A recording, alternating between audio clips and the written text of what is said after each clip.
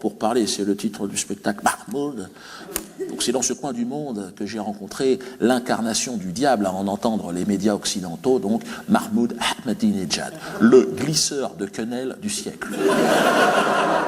Main droite, main gauche. Là, on a affaire à un virtuose, attention. Dès qu'une tribune internationale s'offre à lui, figure libre. Double salto, réception sur une jambe. Le gars... Vous l'avez vu à la tribune des Nations Unies. Quenelle, prenez, mangez-en tous. % de la population. Quelles sont les causes et les raisons d'une telle inégalité? Comment peut-on y porter remède? Ceux qui dominent ces centres de puissance économique critiquent les aspirations de la population, la religion et la poursuite du mandat du prophète. Et ils attribuent à cela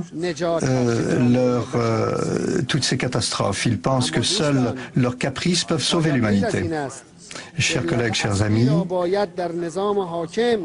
la véritable cause de ces problèmes doit être résolue dans le cadre de l'ordre international.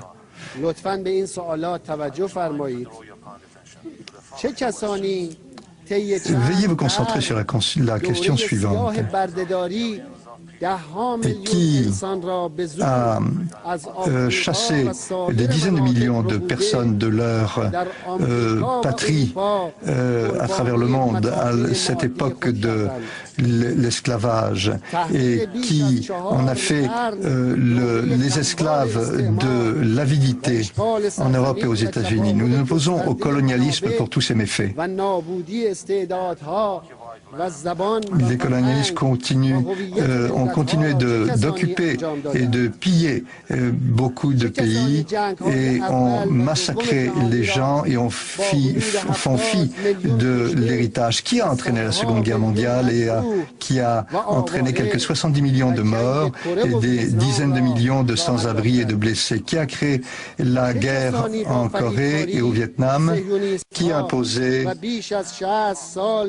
par des tromperies la domination sioniste et ces massacres de plus de 60 ans sur le peuple palestinien et sur les pays de la région, et qui imposait et soutenu pendant des décennies des dictatures militaires et des régimes totalitaires sur des pays asiatiques, Afrique et en Amérique latine,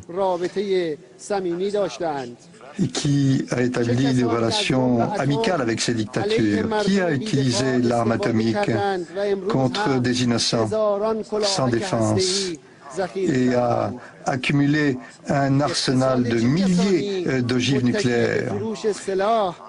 Quelles sont les économies qui sont fondées sur des guerres et sur la vente d'armes? Qui a provoqué et encouragé Saddam Hussein et l'a encouragé à envahir et à imposer une guerre inéquitable sur l'Iran?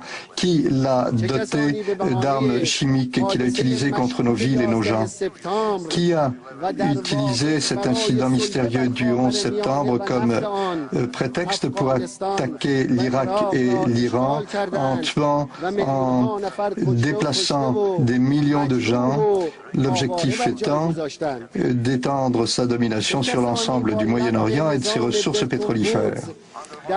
Qui a miné le système de Bretton Woods et a imprimé des milliers de milliards de dollars sans réserve d'or ou sans monnaie équivalente, qui a encouragé l'inflation et qui a cherché à piller les autres pays.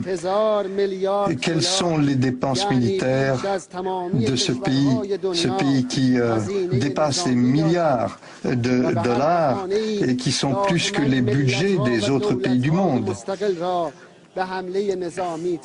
Quels sont les parlements les plus endettés? Quel est le parlement le plus endetté au monde? Et quel est le parlement qui domine les autres pays sous le moindre prétexte, qui domine les économies du monde, qui est responsable de la récession économique mondiale et qui impose ses conséquences tant aux États-Unis qu'en Europe et que le reste du monde, l'Afrique, l'Asie et l'Amérique latine. Quels gouvernements sont prêts à lancer des milliers de bombes sur d'autres pays, mais quel gouvernement hésite à envoyer une aide alimentaire en Somalie ou d'autres pays?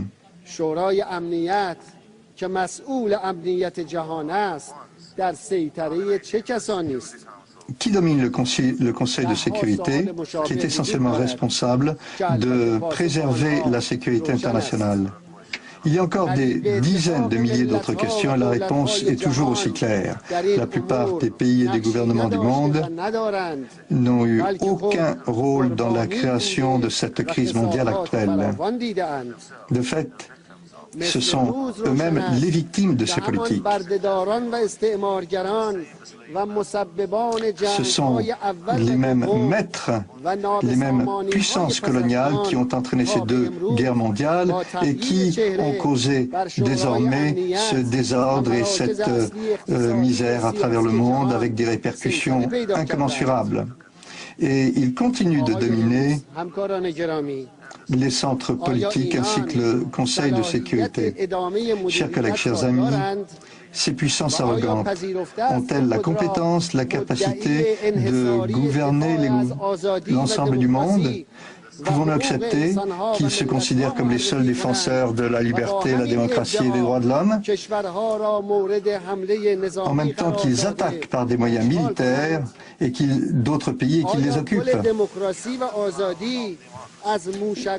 Cette fleur de la démocratie peut-elle s'épanouir à l'ombre des missiles de l'OTAN, à l'ombre de son artillerie? Mesdames et messieurs, certains pays européens se servent encore de l'Holocauste 60 ans plus tard comme prétexte pour se mettre au service des sionistes. Est-ce que ce n'est pas la responsabilité de ces puissances coloniales de dédommager les pays colonisés? Le préjudice de cette période de colonialisme, s'il fallait calculer la note